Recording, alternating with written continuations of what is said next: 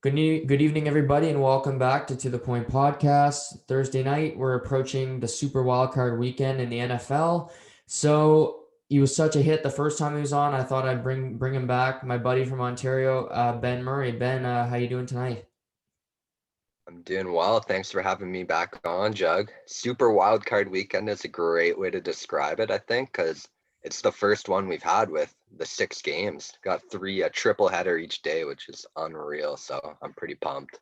Yeah, I'm psyched for it. I love the format of it, 2 5:30 and then 9:15, especially Saturday. I like starting earlier on Saturday rather than the 5:30 normally. I think that this is like fantastic. Well, it's ideal sitting on the couch. We don't have Yeah. anything better to do at this point of where we're at in society. So I can't think of anything better to do than just sit on the couch all day and watch football. Couldn't agree more. So over the past couple days, of course, it was Black Monday on Monday. We saw a lot of firings. Anthony Lynn with the Chargers, Doug Marrone in Jacksonville.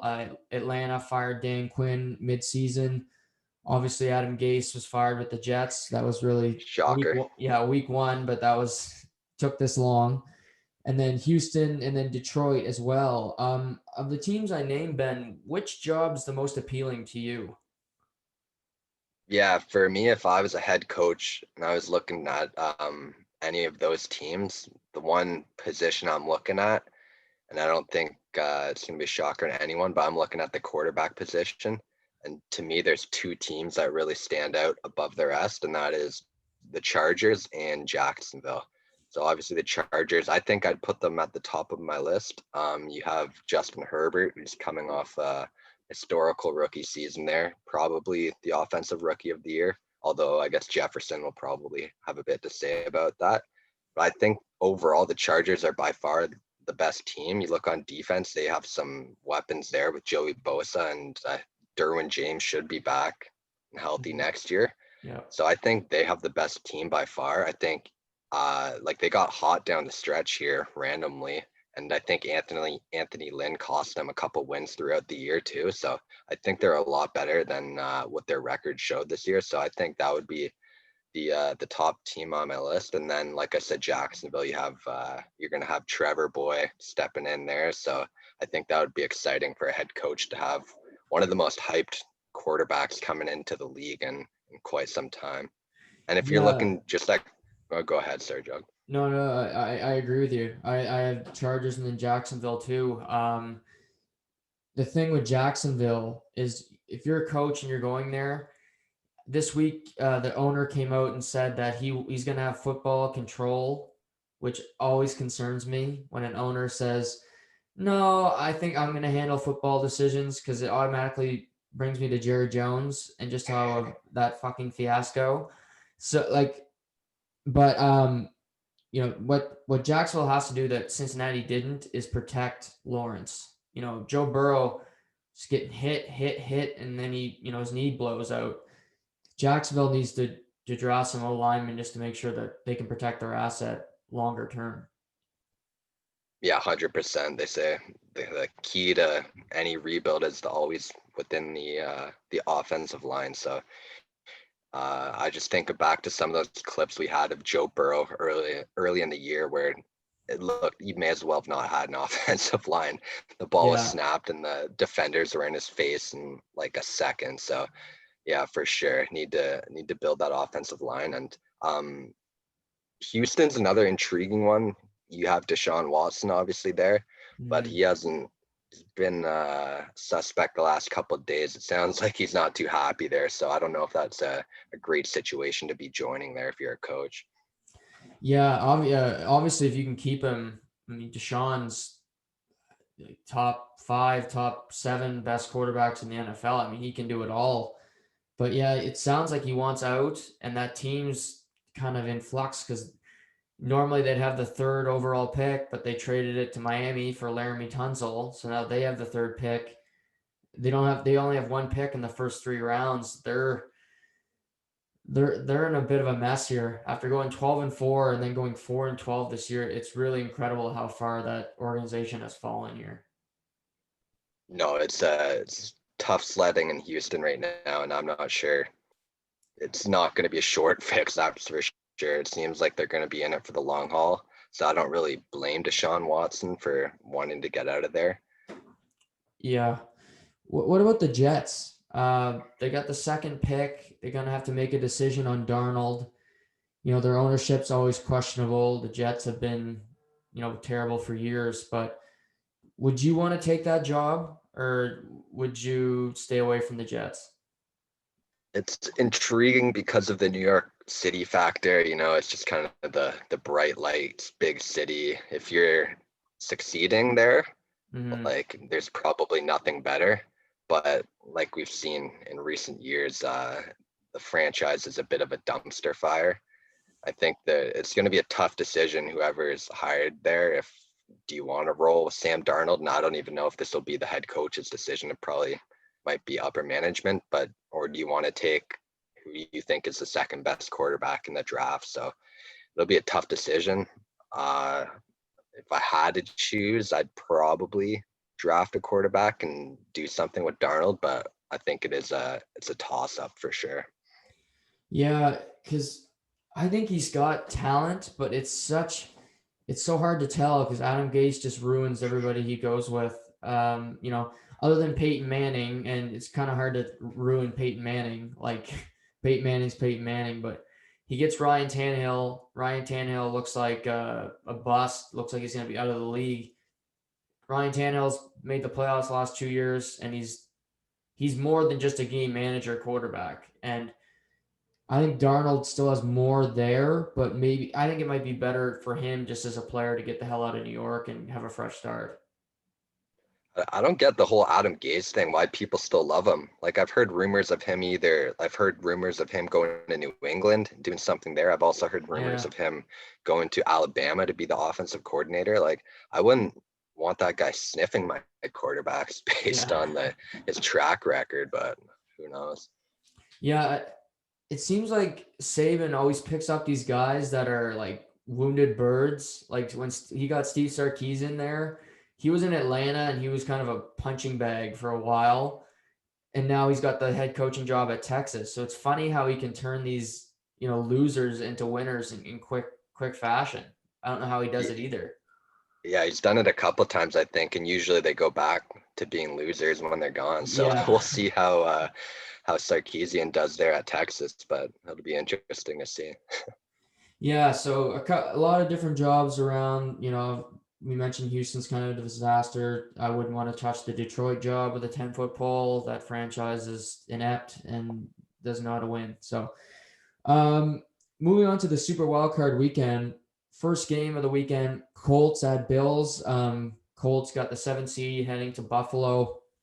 Um, what do the Colts have to do to keep this game close and possibly win it in your eyes, Ben?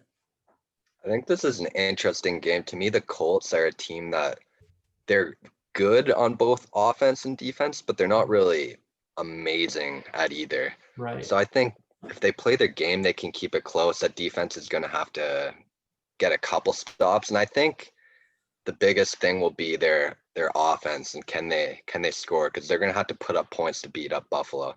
I think the Colts defense can do enough to get a couple stops in both halves, to keep the game close, but it'll ultimately come up to Philip Rivers and Jonathan Taylor and how many points they can put up. So I think if they can control the time of possession, obviously you want to keep Josh Allen and that offense off the field. I think they can keep it close. I'd if I was the Bills, I wouldn't be thrilled about having Indianapolis as my opponent this weekend. No, I agree with you. If I was the Bills, I'd rather have Miami. They beat the hell out of them last week, and they beat them twice this year. The Colts are just they're that middle of the pack team where if Jonathan Taylor, I mean, he ran for 253 yards last week. I mean, he can run. Um, but the key really is to for Philip Rivers to have a turnover free game. Because you can't give short fields to Josh Allen because he's going to score on them. I mean, that's just what Buffalo has done all year. So, you know, it could be Philip Rivers' last game too. I mean, he's on a 1-year deal. I don't know if he's going to come back. I know his son is going into high school, so he wants to coach high school football. But what who's more important, Rivers or Taylor? I think at the end of the day, the quarterback's always going to be the most important, especially when you have to put up points. Like Phil's going to have to make some big throws in this game. It's Mm-hmm. not going to, I don't think they can rely on the run all game.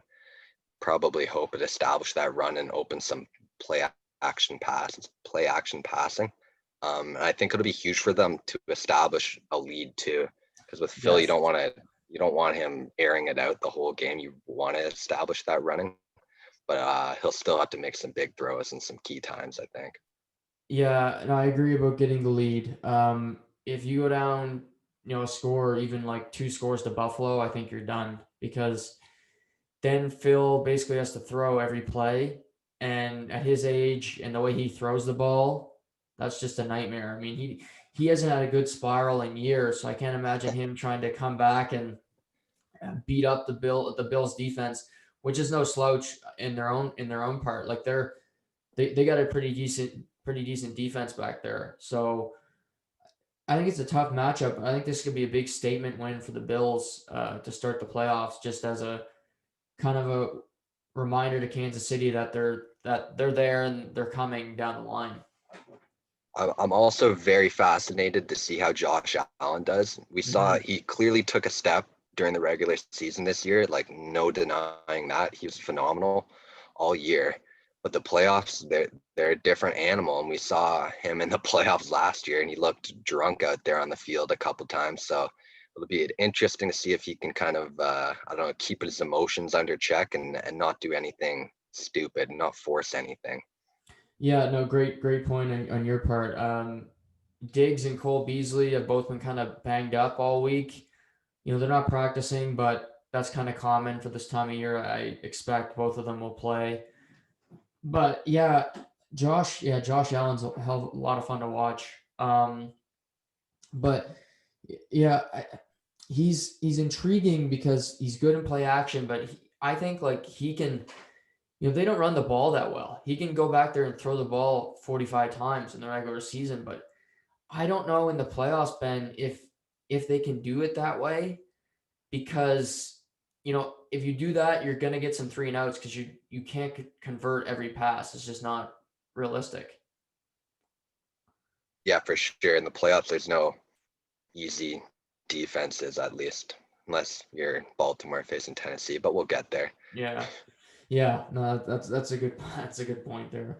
But Colt, a tough matchup, and it's weird to see the Colts be the 7th seed because they're 11-5. They're a pretty good team, but the AFC is, I think you'll agree with me, so much stronger than the NFC this year.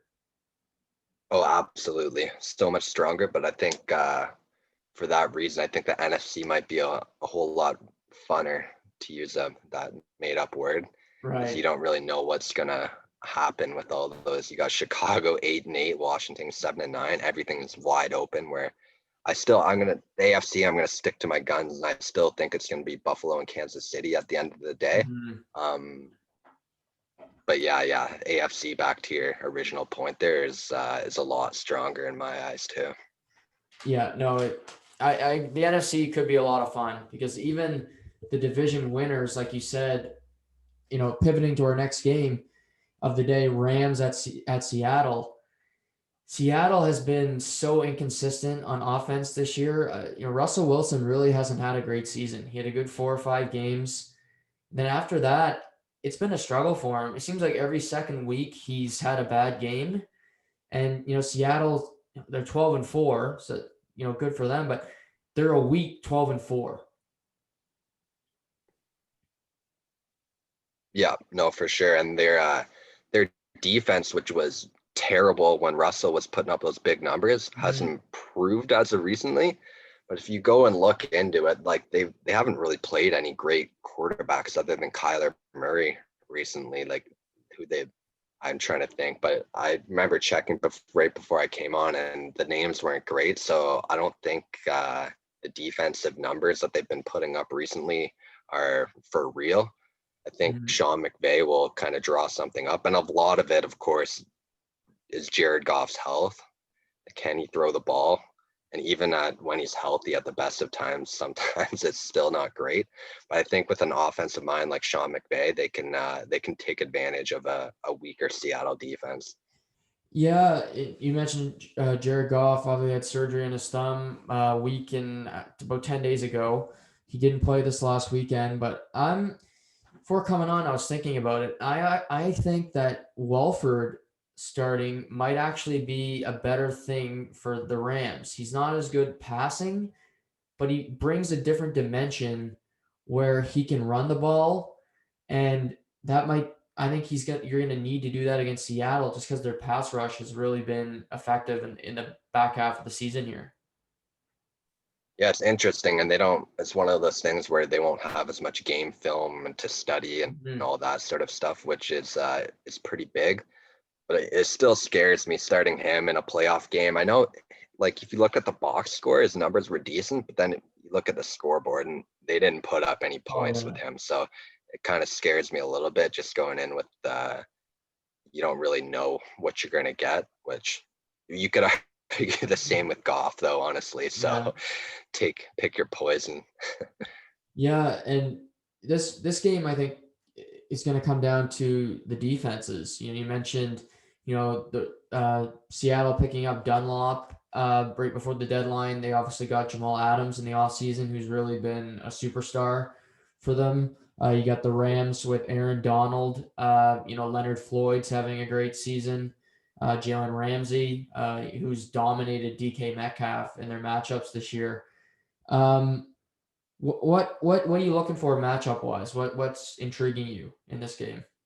I think, like you just mentioned, Jalen Ramsey versus DK Metcalf. You have to think DK is going to break through at some point here, but I don't know. Jalen's obviously an elite quarterback or cornerback, so that's always fun to watch that matchup. And then, like you said, Aaron Donald as well, arguably the best player in the league. Watching him, there's not many defensive tackles that kind of like you're excited to watch. It's kind of Yeah. like a boring position, but with Aaron Donald, like watching him on a football field is a lot of fun because he's an absolute beast. So I look for him to make some noise like he always does, and then that matchup out wide too. Yeah, and we mentioned Wolford. Obviously, I think Russell Wilson's gonna have to scramble too because Seattle's offensive line is okay, but not great. And but you mentioned Aaron Donald, and I can't talk about him enough. I mean, the way he plays and just how he affects every snap is incredible. I mean, he gets double, triple teamed. And I think like some people just think because he's not on the stat sheet that he had a bad game. Like he's leading pressures and sacks to his teammates, and he's being a selfless teammate in that act, and it's helped the Rams get to the playoffs. Oh, 100%. Yeah, you like you said, he gets double, triple teamed, so you might not see him on the stat sheet, but you'll see his teammates on the stat sheet, and that's because of all the work that he's putting in there. So, yeah, he's an absolute beast and a pleasure to watch. Um, looking maybe we'll do game picks later, but Rams at like the winner of this game. Do you see them either team as a major threat when you think of the NFC landscape? It's interesting because last time I was on here, I remember the Rams were still my favorite. I think I've changed since then. They're just last couple of weeks and with Goff's health, they just haven't shown enough for me. I really like Green Bay. I would lean towards. So Seattle with their offense, the inconsistency there, and I still don't really believe in their defense. I don't see them as a major threat. Like you said, they're kind of a weak 12-4, if there's such a thing. And the Rams, I still like them. I think they can make some noise. They can keep some games close, but I think at the end of the day, Jared Goff with his hand and just a regular Jared Goff isn't going to be good enough to get it done this year. Yeah, no, I agree. Seattle on a different year, if they get their crowd, it's always a wild card. Um, that could really affect games. The only thing otherwise I can really point to is New Orleans being so inconsistent too, obviously with Drew Brees being banged up, and the uncertainty with Tampa Bay with Tom Brady. And we mentioned the NFC. I think it's like you said, it's going to be a clusterfuck, the NFC, because who the hell knows who's going to win any of these games? Because other than the next game we'll talk about, I really don't think there's a clear winner this weekend. Like, there's no gimmies, I don't think. No, definitely not. Each game's honestly, yeah, flip a coin because so many teams we've seen it. They've just been inconsistent all year. You don't know which version of the team you're going to get. Sometimes their defenses are rolling and the offenses can't find it, and vice versa. So it's going to be entertaining. So No, absolutely. So the last game on Saturday features Tampa Bay, aka Tampa Tom or whatever the hell they're calling him down there, Tom Brady, at the Washington football team. Before we go there, the Eagles against Washington Sunday night. It was a 3-point game, fourth quarter. They decided to go for it on fourth and goal. Didn't make a whole lot of sense to me when they could have tied the game. Then the next possession, Nate Sudfeld, aka Nathan Peterman, comes into the game and plays snaps for the Eagles. What did you make of that whole situation? well, obviously the players didn't like it by the Yeah. sounds of it. It sounds like not many are a fan of Doug Peterson in that locker room anymore. So that should be interesting to see how that plays out. Me personally, they kind of said, alluded to it, that they were going to play Nate Sudfeld at some point. And honestly, Giants fans, I know they're mad, but win more than 6 games. That's kind of the side I'm on. And people were making a big deal of it and all pissed off. But I mean, Pittsburgh hurt Miami's chances just as much as Right. Philly did by playing Sudfeld. Pittsburgh rested their whole team and cost arguably Miami a playoff spot. So I didn't see people making a huge deal about that. Obviously, it wasn't, I don't know, probably not the best look for the NFL, resting Jalen Hurts, who's potentially an emerging star. But at the end of the day, I don't know, win more than 6 games. Yeah, the Giants have no leg to stand on in this argument. Like, you're 6-10. Like, you're garbage, and you're gonna complain about the Eagles. Like, if you have a losing record by 4 games, I could see maybe if you're 8-8, maybe because you're just 500, but 6-10, and you're going to talk about integrity and all this, and you got your Bill Belichick hoodie on because you're trying to be him there, Joe Judge. Like, win some games. Like, I, Yeah, I I just, firmly believe that the NFL should be more embarrassed that a 7-9 team is hosting a playoff game than what happened on Sunday night. yeah, agreed. As much as I love, Alex Smith and that story there, it's yeah, a 7-9 team shouldn't host a playoff game ever.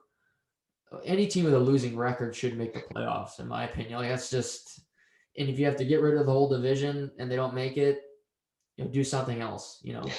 Just yeah, it's tough. But the Eagles went from the ninth pick to the sixth pick, so maybe they draft Yeah, Devontae Smith. I think they're happy at the end of the day. And I think honestly, Giants fans should be happy too. You're going to get a better draft pick and maybe you give Tampa Bay a game, but like there's no chance you're doing any damage beyond that. And honestly, I would think you'd get blown out by Tampa too. So I Yeah, think at the end of the day, they should be happy. right. So through that game, Washington football team gets to the playoffs. They get to host a playoff game at, I don't know why it's at, this game's at the 9:15. Well, I do know why, it's Tom Brady, but it shouldn't be in my mind. Like, this is the worst game of the day. Um, it's an 8-point spread right now, which for Tampa Bay on the road. Do you think Washington covers that? I don't. I personally think Tampa's going to steamroll them. And it's weird because there's some trends going against Tom Brady and the boys.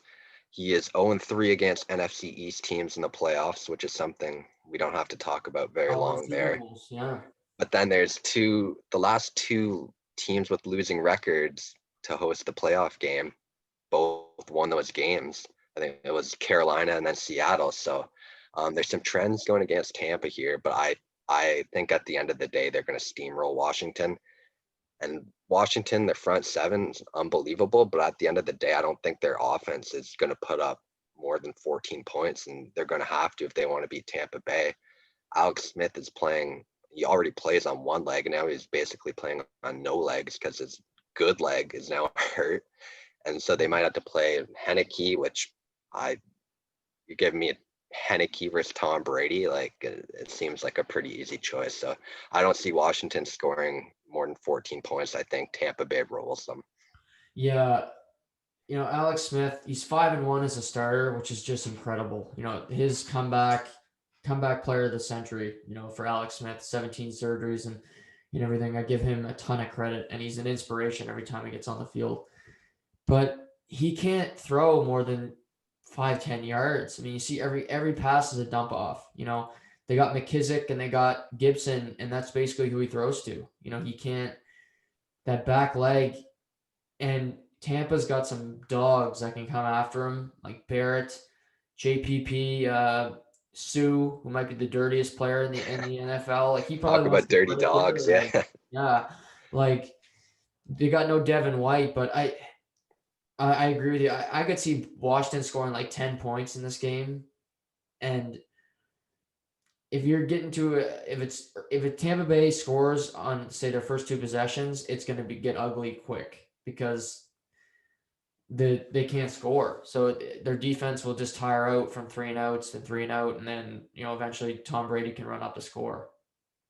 Yeah, I think it's similar to what we said in the Indy Buffalo game. If Washington has any chance, they have to score first, Yeah, they so they need to can. force some turnovers.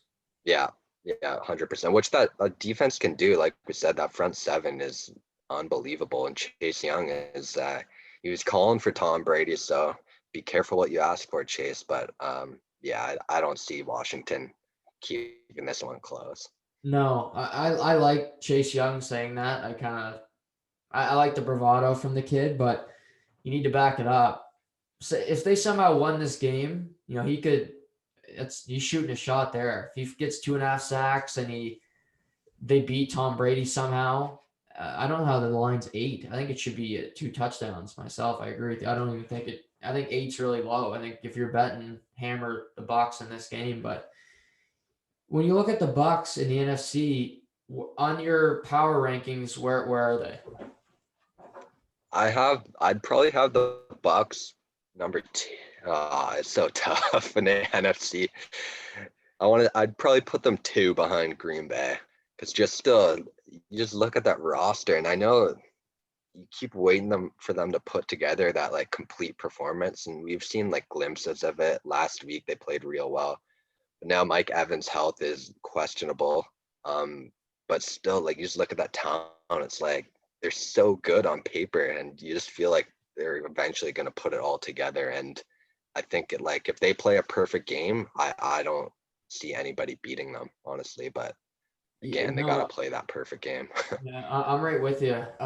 They played Green Bay once this year, and it wasn't even close. They stomped them. That game was in Tampa Bay, but Tom Brady's used to playing in cold weather. Maybe not everybody on the Tampa roster is, but he won't be phased by playing in the frozen tundra up in Lambeau. Um, but they got every receiver you'd want. Uh, they just they got a good roster, and there's so many. New Orleans was above them before just because they've beaten them twice, but Drew Brees looks like every time he throws, he's trying to protect himself, and he looks scared out there. Alvin Kamara can maybe keep them in the game for a while, but when it comes down to quarterback, I trust 43-year-old Tom Brady right now more than I do 41-year-old Drew Brees. No, absolutely. That's New Orleans. I'm like what you said there with Drew Brees. I don't have a whole lot of confidence in them.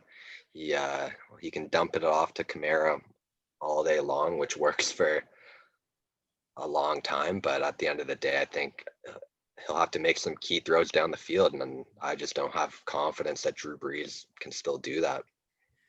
Yeah, so yeah, we both see Tampa Bay winning. Moving to Sunday, 2 o'clock game. This game might be so quick it'll be over. Pregame show might have to just fill time before the next game. Baltimore at Tennessee. I'd say the two best running teams in the NFL. The Derrick Henry, the best running back in the NFL, and I don't even think it's that close. Baltimore, the best running team on paper as a collective group this year. Um, so of these teams, who do you see as more of a Super Bowl dark horse, Baltimore or Tennessee? Which team do you fear more? Probably Baltimore, the way they've been playing recently, but I think this is a scary matchup for them. Tennessee has their number. They beat them in the playoffs last year pretty easily. They beat them this year. I can't remember what the score was, but so I think Tennessee was happy to see Baltimore. Baltimore's run defense isn't that good. Derrick Henry usually has a good day every time he takes the field, but I think he'll dominate again. I think this game will be an absolute shootout in my opinion. I still like Baltimore the way they've been playing. Lamar's looked good. He's been throwing it a little better, and he always does his thing with the legs. J.K. Dobbins has been playing real well. I think the way Baltimore's been playing recently, I think they kind of turned the tide on Tennessee in this game and finally beat them. Yeah, I'm leaning that way too, just because the Tennessee defense is so terrible. Lamar could possibly run for 100. Dobbins could run for 100. They could have three guys run for 100 yards in this game if Tennessee's not careful. Um, you always got to look out for Derrick Henry, obviously rushing for 2,000 yards, incredible season. Um, but yeah, I think Lamar threw it 11 times last week against Cincinnati. He doesn't have to throw it that often when you got it going like they do running the football. So I think the key, we mentioned getting a lead for these teams. Baltimore, just for their confidence alone, they need to get a lead early so that they can continuously run the ball. Because if Lamar has to throw to win, I don't have a whole lot of confidence that they're going to. No, it's true. Even against a weak defense like Tennessee, his arm is still nowhere where it needs to be to win a game for them. So, and I think like if they get behind a touchdown or whatever, you got to stick with the run for a Absolutely. while. It's gonna take a big lead for Tennessee before I'm telling Lamar just go out there and chuck it. So I think they stick with that plan a while, and like I said, I think it's gonna be a high scoring game. I don't know what the over under is, but I'd probably lean towards the over in this one. Yeah, no, and Lamar's won an MVP, but when it comes to throwing, I trust Tannehill more, which is so weird to say, for quarterbacks. But that game against Houston, the last one, that was a shootout, but 30 seconds left, he threw a beautiful ball to AJ Brown and got them the winning field goal. Really, that play. He and he's a good athlete too. Like he can move. He can get some rushing touchdowns, some rushing yards too. But yeah, I think this game could be so quick. I mean, you get these running teams. It could be two possessions for each team for in a quarter. I mean, they both like long drives and they both like to eat the clock. So that's it. I agree. I think this one's gonna be a great game. I don't think building on what you said about Tannehill, I don't think he gets enough credit for what he does. A lot of people say like, oh, he's only good because of Henry and he's only good because of the play action, which plays a big part into it. Like you said, like he can go out there and sling it. That pass to, was it Brown? I think you Yeah. said, yeah, to set up the game-winning field goal. Like that was a beautiful pass. So he can definitely go out there and sling it when he needs to. And yeah, I have a lot more faith in him throwing the ball than I do Lamar. So, but it should be fun. It's a game I'm really looking forward to. Yeah, and Baltimore, both these teams, fourth and fifth seed, likely, if they win, they'll play Kansas City unless there's a major upset before that. I think Tennessee, even with their defense, would give Kansas City a better run for their money, just because Baltimore seems to, when they play Kansas City, they just freeze. Um, but maybe Baltimore's found something here that would give it a better game than Tennessee. I don't know. That's a tough one. Yeah, I think that's a bit of a toss up too. The Ravens are just so fun to watch, and it feels like they've turned the corner. in the second half of the year. Whether or not that's actually true, I think we'll find out Saturday. But yeah, I'm leaning towards them. Plus, they got Des Bryant, so they're locked and loaded. He'll be throwing up X's all over the place. Yeah. Second game of Sunday is Chicago, the 8-8 Bears at New Orleans. You smell an upset in this game? No, it's similar to what we said about Washington and their terrible offense. I know Trubisky on paper, he's played decent as of late, I guess you could say, but I still have like no faith. Watching that Packers game last week, their offense, like Mitch can't throw the ball downfield. It feels like every time he throws the ball, it's like a bootleg Mm-hmm. out to Cole Kmet, who's running a crossing route like 5 yards down the field.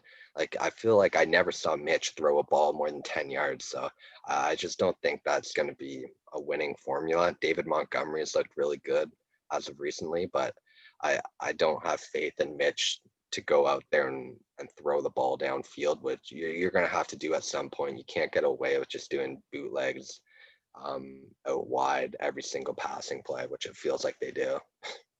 Yeah, I don't either, but there's just something about New Orleans I don't trust. Something smells in the Something air, just stinks. like Yeah, something yeah, stinks about New Orleans. They lost to Minnesota last year, and nobody saw that coming. That was a big upset. Obviously, First Cousins is a better passer than Trubisky, but if Khalil Mack could wake up, he hasn't really had a good year. Nobody's talked about him because he's been really quiet. Roquan Smith's really emerged as their top defensive player in the anchor of the middle of their defense. But Drew Brees, I've seen him, that game against Minnesota on Christmas, he threw two really bad interceptions. Um, and if Chicago can turn over the ball, I think they have a chance because it's going to be tough for New Orleans to score quickly, and because Drew Brees really can't air it out anymore. And Michael Thomas hopefully will be back, but he's not a burner anyway. He's not going to beat you down the field. So really, you'll have to rely on Emmanuel Sanders and Alvin Kamara, to make 10 guys miss to get to the house. yeah, for sure. Turnovers will be key, and I think that really cost Chicago against Green Bay this Yeah. past weekend. They should have had those 2 or 3 times they should have picked off Aaron Rodgers, and they just missed what should have been interceptions, and that probably changed the course of the game. So I think, yeah, they got to turn the ball over a couple times to have a chance, I think, which they're more than capable of. But like you said, Drew Brees can just dump it off to Kamara every play, and a lot of the times it works. Yeah. The Bears lose. I mentioned this last week. I thought if they didn't make the playoffs, they'd make some wholesale changes with Nagy, Trubisky. If they lose here, do you think both of them return? Am I just making this up, or did I hear somewhere that they're committed to taking Nagy back, or am I making that up? No, that was probably reported, I'm sure. Yeah, and personally, I'd move on from both of them. I think what year is this of Mitch? Like 3 or 4? Like you've kind of seen what you have, and I don't think it's a recipe for success now or in the future. And I think Nagy is kind of a part of that. Part of he's a play caller, so you got to shoulder the blame there. And you've seen what he can do, and it's played mediocre football when it comes down to it. Yeah, and him going with Nick Foles as long as he did this year, they're lucky to make the playoffs. I think Trubisky's not great, but he's better than Foles right now. And for him to stick with him that long, I think it's really an indictment on him as a coach because he really gave up. They were 3-0, the Bears, and he benched Trubisky for Nick Foles, who, let's just be honest, he looked terrible this year. He's slower than Tom Brady. Oh, he looks like he's running in quicksand out there. Nick Foles. I'll never understand that one. He looked 3 or 4 games a year. That guy will be the best quarterback to ever live. But other than that, he looks like this year. He was god awful. That offense couldn't move the ball to save their life. And for the Bears too, I mean, it's kind of tough because you play this week, and I guess if you lose, you can start your coaching hiring right away. But whoever can get Eric Bieniemy, the offensive coordinator from the Chiefs, I think is going to be set up very well. I think if he doesn't get a job this year, I don't. The NFL has to look into their policies on just hiring black coaches because I don't know how a guy with that much experience and his pedigree and winning doesn't get a head coaching job.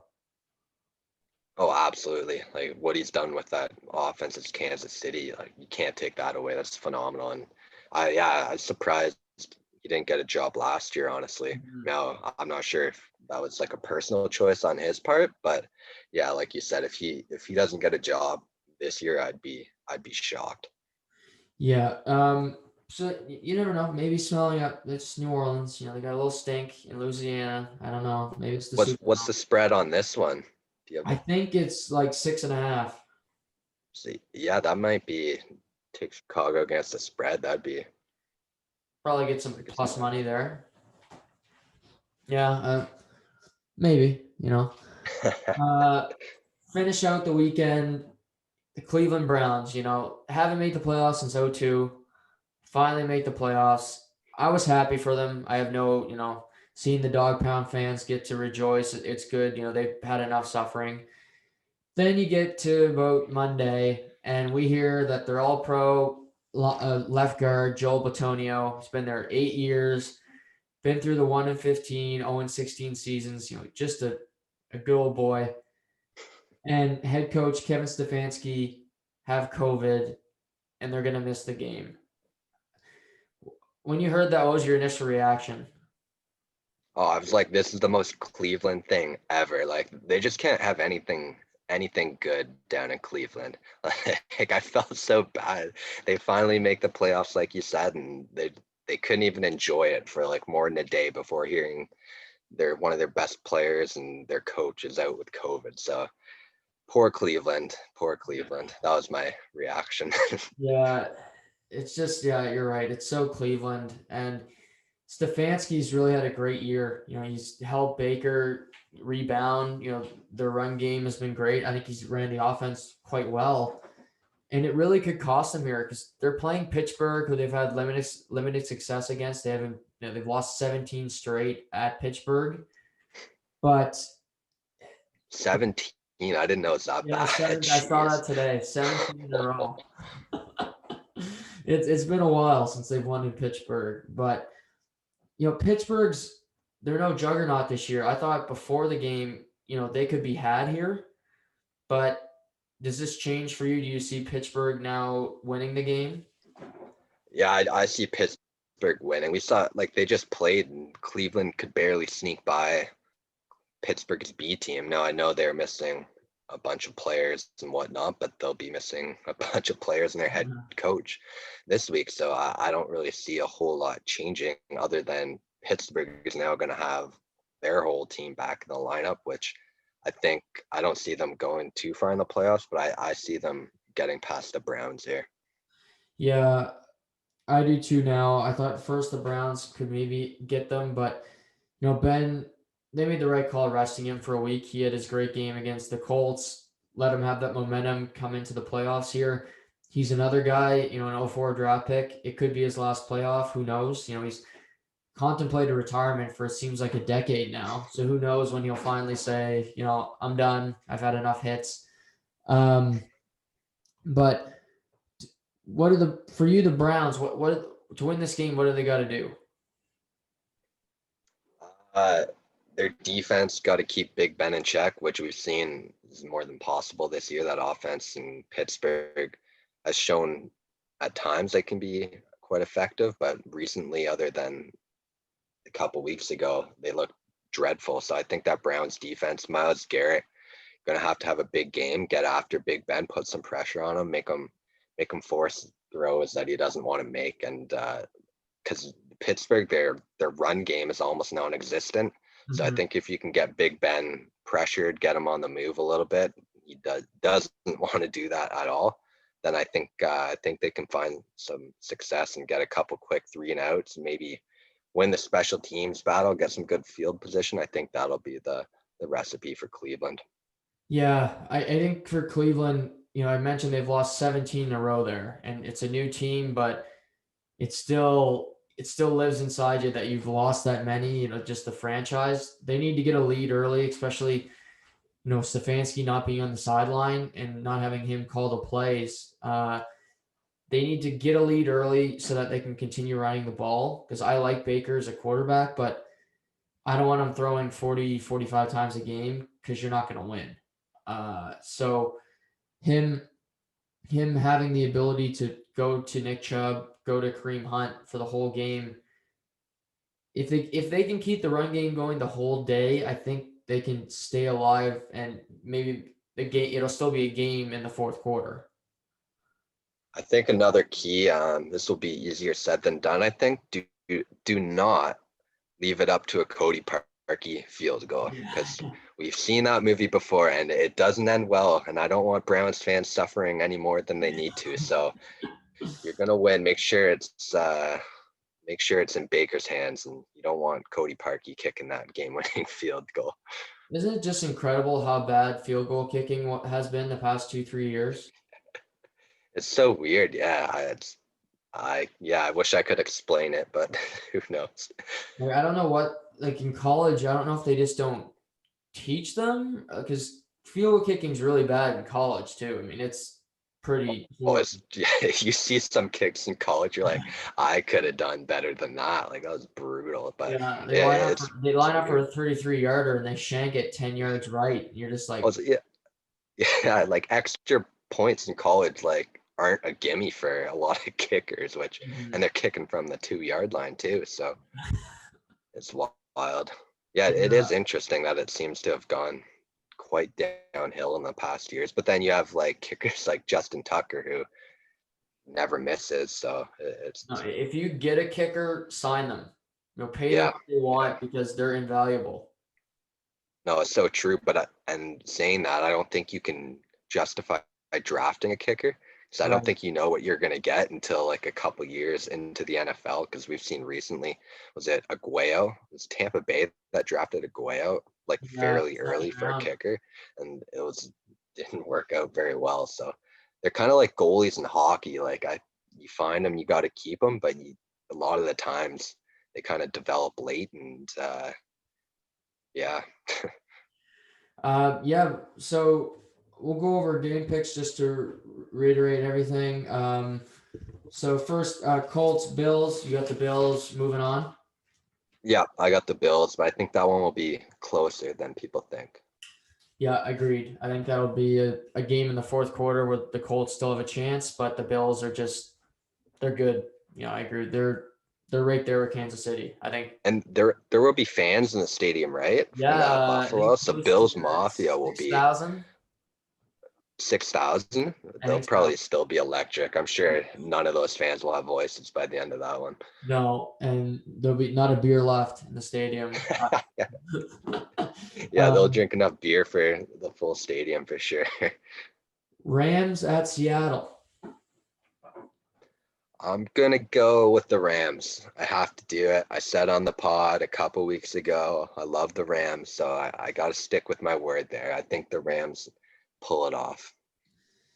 Yeah, I like that you're sticking to your guns because that's what we do here. I admit when I'm wrong. I've been wrong a lot lately. I thought Canada would win the World Juniors, but they fucking blew Well, it. didn't we all? I Yeah, think. I did say that the U.S. would give them their toughest run, and all of my friends are saying, "Oh, the Russians are the second best team." Mhm. But I think Seattle wins, but this is like a field goal game. Like, this is close. Do you see Big, this being big low kicker. scoring or high scoring? I think low scoring No, I'd lean 18, towards, but yeah. 15 or something like that. Yeah. Like last week, the same thing. Like Goff, if he's got his thumb's banged up, he won't be able to throw it anyway. So yeah, low scoring. Tampa Bay, Washington football team. How much does Tampa Bay win by? I would, if I had to give a score prediction, I'd go 28-10. I think 18. I think they make it pretty easy. Yeah, yeah, I think so. Yeah, I'll say I'll say 35-10. I think they'll really late. Maybe they'll get a pick six or something late in the game, and probably Alex Smith's last start, if I had to guess, in the NFL. Just with his leg and everything, but good for him for even coming back. I wish Baltimore we at had the Dwayne train still. I wish the yeah, Dwayne train could come in late there and throw pick six for good times. yeah, yeah. Baltimore at Tennessee. It's like I said, this might be the game I'm looking the most forward to of the weekend, just because Tennessee they have Baltimore's number for whatever reason. But I'm gonna go Baltimore. I think they turned the table here. They've looked good recently, and I'm going Baltimore. Yeah, I'm going Baltimore to narrow score, touchdown or less. I think this will probably turn out to be the game of the weekend. So 2 o'clock Sunday, tune in because I think this one will be a lot of fun. The Bears at in the Big Easy. I go New Orleans. I don't have any faith in Mitchell Trubisky, first overall pick. Was Yeah, he first overall? Am I second. right? Yeah. Yeah, Okay. Sorry. he went before Watson and Yeah, Mahomes. and Mahomes. Are you gonna go with the Bears here or what? It sounds like you Ah, want to, but I I'm don't know gonna. if you're gonna pull trigger. I wish it wasn't Trubisky or Foles. I wish it was Jim McMahon. I take the Bears, but The 85D. yeah, if Urlacher was out there screaming, I might take the Bears. But How about that guy's hair now? That's I know, right? wild. Yeah, That guy's how did got a that nice happen? head of hair. Yeah, A money. yeah, a lot of money, a lot of plugs going on there. I'm gonna go New Orleans just because the Bears can't trust Nagy to do anything competent, and Trubisky's he's just there. But I don't think it'll be a very impressive win. I think this is another one where you might see like a 24-20 close game, but New Orleans moves on. And then finally, Cleveland at Pittsburgh. I got to go Pittsburgh. I think it's just too much to overcome with the Browns and all their COVID related stuff. It's unfortunate. Like we already said earlier, it sucks for Cleveland fans everywhere. They just can't have anything nice in life, and I think that's just always how it's going to be, unfortunately. Yeah, on the pod, I've been high on Cleveland all year. I've been kind of propping them up. I hate them Pick them, losing pick them. Stefanski. I hate it because I think they would have beat You have to have Pittsburgh. one game where we're different here. But you know what? You know what? Just Yes, because I'm gonna pick the Cleveland Browns to. They're not gonna lose 18 in a row. Just can't happen. It's too good of an organization to lose 18 in a row. Okay. they're due, right? Like Yeah. it's got to happen. Right. We're all due to win Lotto Max, so they're due to win a game here. Exactly. It's logic. It's simple. Cleveland just rolls. They go in there, they cover, they this big win. They do it for Stefanski. Miracle on the field, just big pregame speech. Miracle on the field. Yeah. It's Um, unfortunate they can't do. You remember, like, was it Hugh Freeze who mhm. coached a college game like in a hospital bed Yeah, in the for stadium? It's Nebraska. unfortunate like Stefanski can't be like somewhere up in like the press box somewhere calling down. But I know. I guess with It's funny COVID, he can't do that. If he just got from his car and went up there and didn't talk to anybody, I don't know why that wouldn't be allowed. Or if they put him in like a bubble. yeah, I agree because yeah, you have like coordinators and coaches up in press boxes every game. So why? Yeah, I don't know. It's weird. I guess with COVID, they don't even want to take the risk of him getting near Probably anybody. just But PR more than anything. yeah, Before we wrap up tonight, hockey starting up next week. Coming into this season, what do you make your Blue Jackets? How do you think they stack up? I like the Luc Dubois debacle that's going on right now. Uh, it fires me right up, honestly. But I won't get into that right now. But I like them on paper. I'd like what they did with the Anderson for Domi trade. I think Domi adds a little more offense. Anderson's obviously he's a unicorn out there. We'll miss him in the lineup, but I think Atkinson will have a big rebound season back on defense. They're always rock solid, so I'm looking forward to it. And we lucked out with the division realignments, having like Detroit and Chicago, so beat up on them, and I think we'll sneak into a playoff spot. Yeah, no, I like their roster too. I mean, I think I think they can mend that relationship with Dubois. I I Everything think I'm reading, it sounds like he wants a bigger market, and if he gets traded, and honestly, to me, what I've been reading, it almost sounds like more like a when. I will never cheer for that guy on a hockey rink ever again. I'll wish nothing but the worst for him as a hockey player. And if that makes me a bad person, then so be it. Nothing against him off the ice, I think but that I will argument never cheer for him. about the bigger market though, because there's no guarantee you're going to a big market. Yeah, yeah, exactly. You can't control where you're going to go. And like, if you want to be a more popular player, like light it up and bring your team to the cup finals. You'll be on a big stage then if that's what you want, Pierre. Yeah. So I hope he lights it up this year and helps us, drives his trade value through the roof, and then never scores a goal in the NHL again. So Here, I'll ask you this because I know my answer. It's an easy one, but if Columbus fan, Winnipeg calls and they say Dubois for line A straight up, what's your answer? it's it's tough. It's a real tough one just because they're completely different players. Centers are harder to find. Um, I'd say yes, just because I don't like Dubois right now. My emotions play with me right now. Anything Right. with Dubois, so I would say yes, just because I don't really want him around anymore. But like he's line A, obviously he's a great goal scorer, but he also turns it off for like 30 games a year. Whereas Dubois, like he's a beast. I'll give him some compliments here. He's never missed a game in his career. He's a Mhm. beast when he plays. He's physical, and he's a center. So those are obviously a lot tougher to find than the wingers, but it's Yeah. tough. Yeah. What would you said your answer was easy? What would you do? No, no way. Yeah. No way. I'd hang up the phone. I'd be like, no, kick rocks, shovel day off. I don't want your used goods here. I got a prospect here. um, but no, no, Ben, thank you so much for joining me again here tonight. And what's on your horizons here in the next little bit? Not too much. Same old, same old.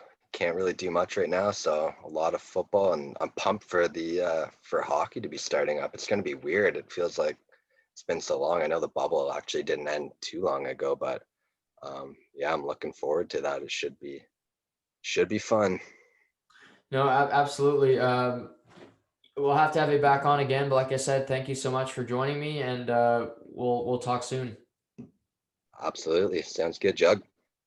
So everybody, hope you guys enjoyed the episode tonight. I'll be back this weekend for more NHL coverage. But until then, we'll talk soon.